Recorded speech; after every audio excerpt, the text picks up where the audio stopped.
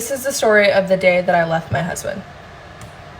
So there is another video that I posted explaining that there was no big final straw with Narcissist. It's like all the story times that I'm doing, it's all of these things leading up to this moment of just completely controlling me, verbally and mentally abusing me, just a bunch of stuff.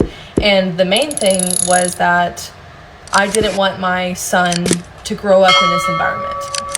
So my son was about a month old, and I had been planning this since the day he was born, because I really had like a realization moment of, yeah, no, my son's not going to be a part of this. This is stopping with him. Like, he will not grow up and be the same as his dad.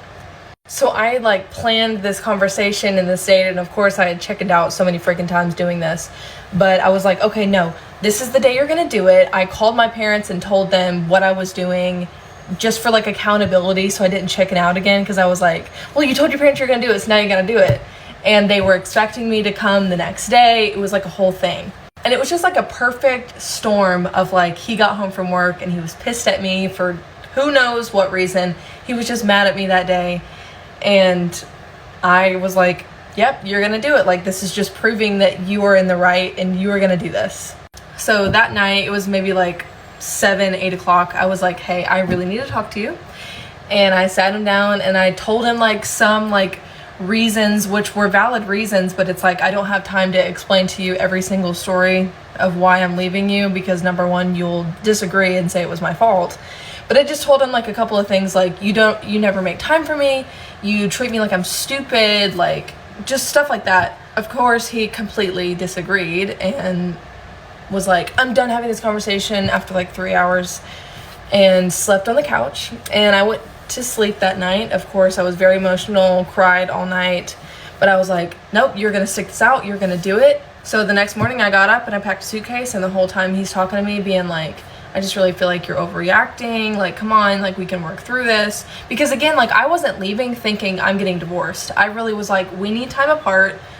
He needs to realize that I'm serious about all these things that I'm saying. And I told him that too. I was like, no, we really need some time apart. Like, this time, like, I'm actually going.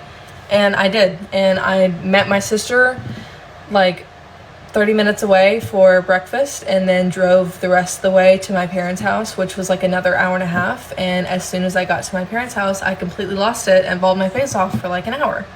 So it was a very hard day, but it was so worth it. Oh, it was all worth it, huh? You won't be saying that 6 months from now when you're just getting pumped and dumped on the dating websites. Remember that. You left a good man. 'Cause you know it was her. These women always say this shit. Like he was a narcissist. Like, look up the statistics, and it's normally women that are narcissists. They're all about themselves. And I mean, they got a reason to be. The very attractive ones, you know, they get all this attention. I mean, even if you're not that attractive, the mid girls get a lot of attention. That's why they all think they're 10s these days. But I mean, they always want to say the guy's controlling and, you know, he wouldn't let me do this. It's like, yeah, you probably wanted to go out with friends and go into clubs and stuff where you know you're going to get approached by men, you know, even though it's kind of scarce these days, because y'all said, leave us alone to men. So now they're listening. But who knows when this actually happened with her.